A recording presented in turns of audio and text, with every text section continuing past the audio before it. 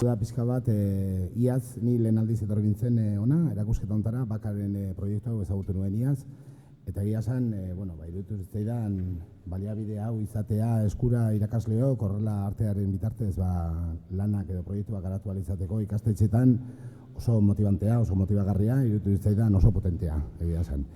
Eta, urtero bezala, urtez urte, beti programatzen ari garen, eta, ikasturte batzuetan ikasgaia, gure ikasgaia, plastikaren ikasgaia, DBH-en derrigorra izanik, beste batzuetan aukera gaia, ni irailan bertan hasi nintzen, irailan ez, ekainan udan, ere ibili nintzen bueltak ematen, ze iruditu zitzaidan oso aukera aproposa zela, motivazio aldetik, esan dudan bezala, bai niretzat, pertsonalki, pizka bat nire produkzio pertsonala, artistikoa hor dago, baita ere, noa pizkanaka egiten, orduan iruditu zitzaidan aukera aproposa izaten altzela, uztartzeko pizkatxo bat, irakaskuntzan artearen alorrean lana egitea, eta gero pertsonalki ere interes artistiko batzuk izan da, esan nuen, zergaitik ez, baliabideak gizartean hemen daude, Burlata institutotik uhartera ezer ez dago, ondoan daukagu, urtean zehar oinez ere etorri izan gara, 42 ikasle eta irakasle batzuk, bertora, bertan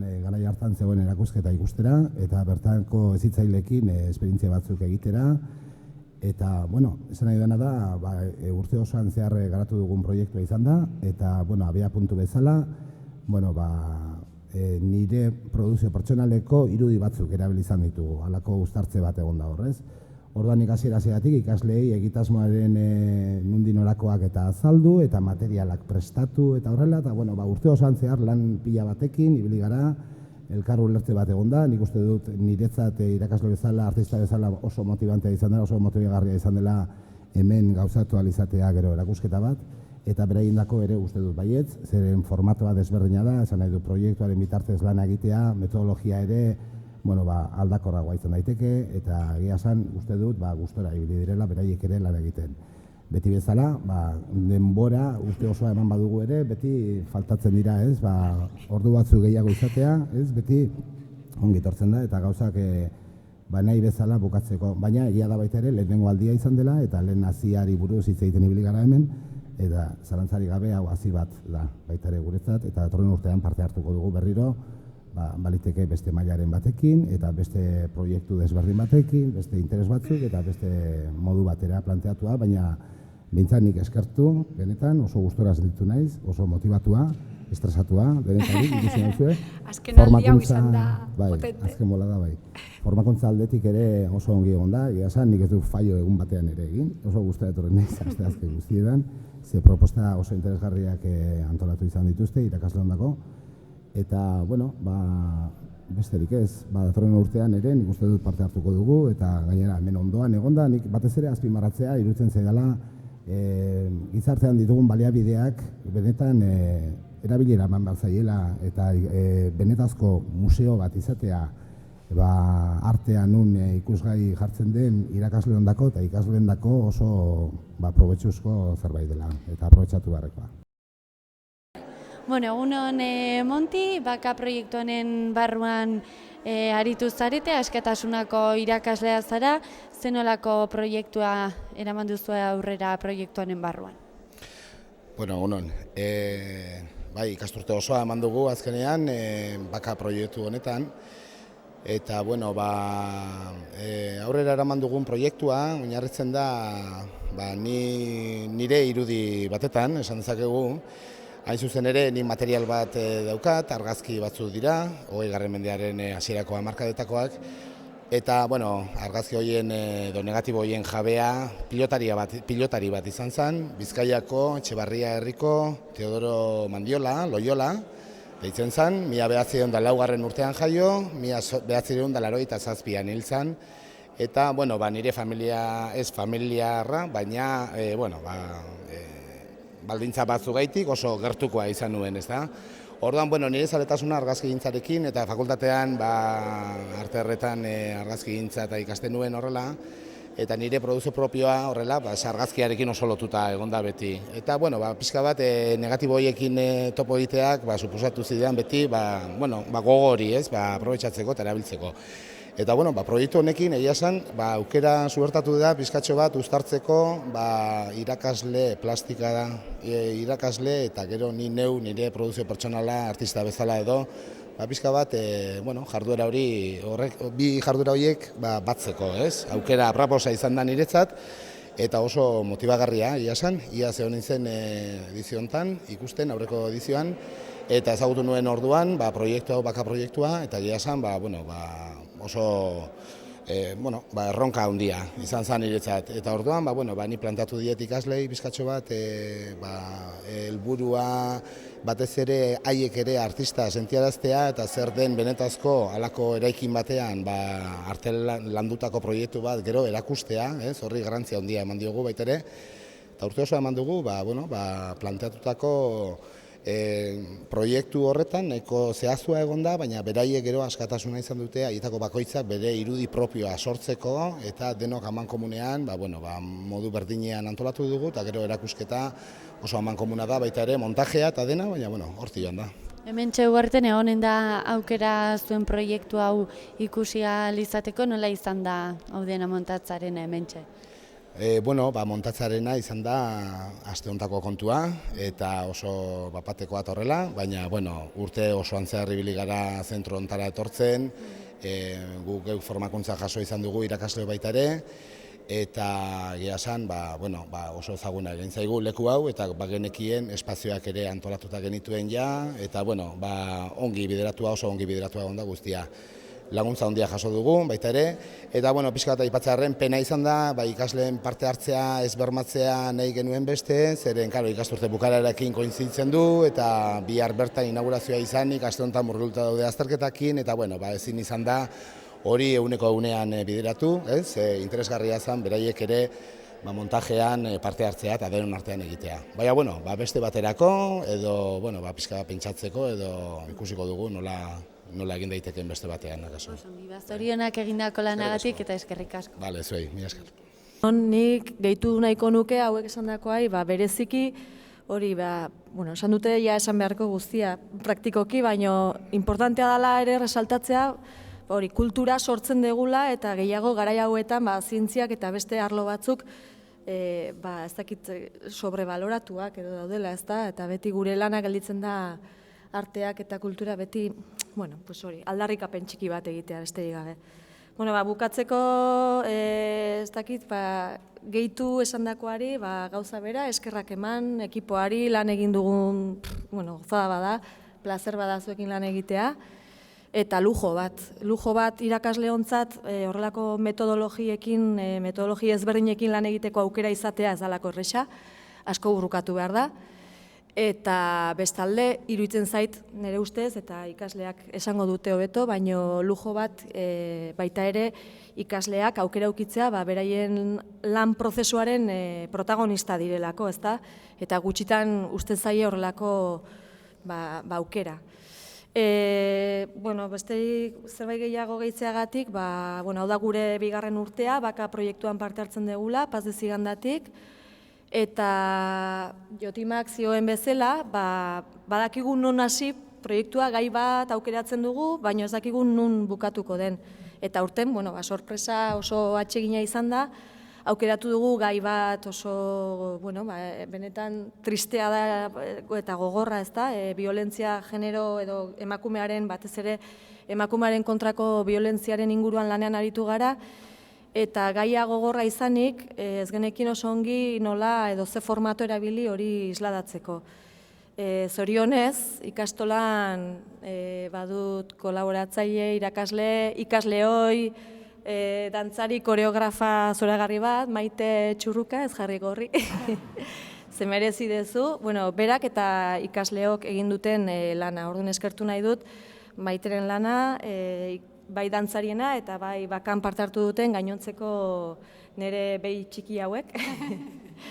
Eta, hori, esan gonbidatuak izan garela zuzenean dantza egiteko eta uste dut guretzat aukera polita dela, urtean zehar egin duten lan hau pixka bat isladatzeko. Bueno, eta horrengoan, Paz de Zigandako irakasle eta ikasle eta dantzari batekin egoteko aukera daukagu, zuek ere baka proiektu honen barruan sartu zarete, ongi iruditzen baldin bazaizue pixkat hasiko gara irakaslearekin eta konta iguzu pixkat nola erabaki zenuten proiektu honen barruan parte hartzea eta nolatan iritsi zineten Maite Txurrekaren. Bueno, kaixo egunon, lehenengo esan, Maite ere irakaslea da orain, ikasle ohia izandakoa eta horregatik aipatu dut. Iaz jakin nuen baka proiektuan berri jaso nuen eta erabaki nuen parte hartzea. Eta egia esan oso esperientzia positiboa izan zen, horrexegatik errepikatu dugu berriro. Eta aurten, proiektu berria zerotik hasten gara, ze hori du bakak duen alderdi polit bat, ez da inoiz errepikatzen, beti berria da. Eta ikasleak aukeratu zuten gaia, lantzeko gogoa zuten, justu egun batzu lehenago monologo bat ikusten egon ziren genero biolentziaren inguruan, eta hortik hasi ginen aritik tiraka, eta esan genuen gai hau artearen bitartez nola, zer egin dezakegu eta nola erreflejatu. Orduan gogoratu nintzen Maite dantzako irakasle LH-ko irakasle izateaz gain, bertan ikastolan zegoela estraskolarrak ematen, eta hoxe, kolaborazioa eskatu nion, berehala harrapatu zuen ideia, eta gero ja oso erraz joan da dana, ezta. Nik uste ekipo lan polita egin dugulako, eta eskertu behar dugu baita ere, zentroak, bitarteanek, akronika, bertan kolaboratu duten artista eta hezitzaile guztiek eman diguten laguntza, laguntza hori gabe ere ez genukelako posible izango horrelako gauzak egitea. Bukatzeko pixka bat, guk kazetariok izan dugu aukera ikusteko ikasleek egindako lan guzti hori, baina onera uhartera gerturatzen direnek nola ikusiko dute erakusketan ikasleen lana? Erakusketa bihar inauguratzen da, arratsaldeko 7:00 eta ekainaren amaiera arte irekita egongo da. Merezi du, beste proiektu asko dago, nik uste oso interesgarria guztiak. Eta, bai ez bakarrik ikasleak hurbiltzeko gonbidapena, nik uste ere hezitzaileentzat edo horrelako proposamenekin interesatu dagoen edo norentzat interesgarria. Zerbait ezberdina delako eta egunero ez direlako horrelako aukerak suertatzen. Zu ere estenan sartuko zara, izan ere proiektu honen parte oso garrantzitsua izan zara, nola izan da ikasleekin lan egitea, nola landu duzue gai hau, nolako izan da zuretzako lan honetan barneratzea?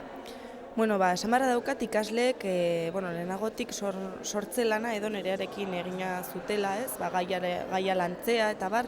Eta Paez Zigandako dantza taldeko 3 gazte, bigarren mailakoak hartu genituen dantza aurrera ateratzeko eta pertsonalki oso aberasgarria izan da, oso gai potentea delako, niri bereziki kezkatzen nauen gaia da, indartsua da gazteek oraindikan gazteagoak direnak edo, zen baditugu 13 urteko gazteak dira dantzatzen dutenak, orduan beregintzat ere adieraztea dantzaren bitartez horrelako tematika edo landu izan dugu sentimendu bitartez, nola bakoitzak duen papera nola erakutsi behar zuen, nola sortze lana ere egon da koreografiaren baitan eta bereiek ere beraien gauzatxoak eskaini dituzte eta hitz egin dugu, azken aldian zenolako erasoak egon diren, eta horrek ere lagundu digu horrelako dantza eta antzerki edo erakustaldi hau egiten. Eta benetan oso pozik eta beraiek oso motibatuta, implikatuta eta ni ere oso pozik nereak eskainetako lanarekin. Azkenan lan hau izan da gozatzea. Ikusi duzu pixkat horrelako gai hain konplikatuak eta hain zailak lantzearena, artearen bidez agian horrek abantaila gehiago sortzen dituela? Bai, azkenan gai hau zaila da eta dantzaren bitartez zerbait erakutsi daiteke ez guztia, baina bai mezu bat edo pertsona bakoitzari zerbait eragiten diona da, nik sortu nahi izan dudana dantza honekin. Eta bazkenean arteak oso instrumentu baliogarria da ditugun iraultzak edo ditugun sentimenduak edo dena delakoa azaleratzeko. Osan, joa, mila esker eta zorionak egindako lanagatik. Zuei, eskerrik asko.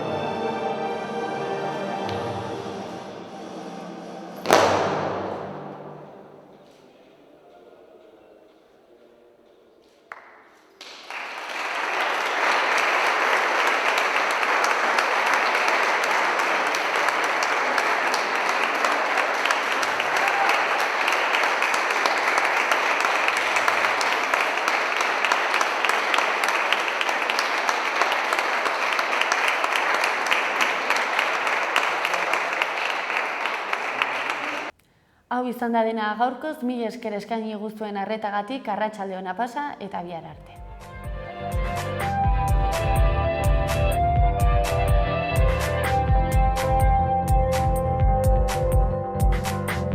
Lactural esnea aurten ere zapore eta kalitatearengatik saritua. Zapore Gorena 2016 sari internazionala, Europako txef eta sumillerren eskutik. Benetako esnea, elez idazten da, Lacturale.